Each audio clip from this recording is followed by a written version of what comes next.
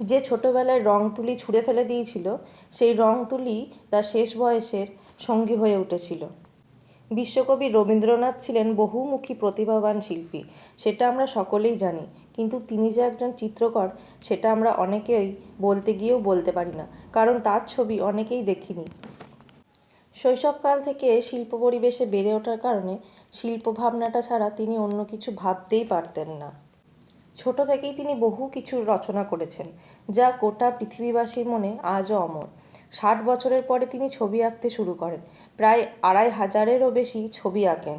ওনার ছবিগুলো ছিল কাল্পনিক, কাগজে কাটাকুটি দিয়ে আঁকতেন, কিন্তু মুখমণ্ডল আঁকার প্রতি পক্ষপাতিত্ব ছিলেন, কারণ চোখ বা নাক ভালো করে তিনি আঁকতে পারতেন না। তিনি রেখার পর রেখা বিন্দু দিয়ে ছবি আঁকতেন। এদেশে তার ছবির গুরুত্ব না দিলেও প্যারিস শহরের পিগল আর্ট গ্যালারিতে তার প্রথম ছবির প্রদর্শনী হয়। ওনার শিল্পজীবনে সবাই ছেড়ে চলে যাওয়া সত্ত্বেও ওনার শিল্পজীবন চালিয়ে গেছে।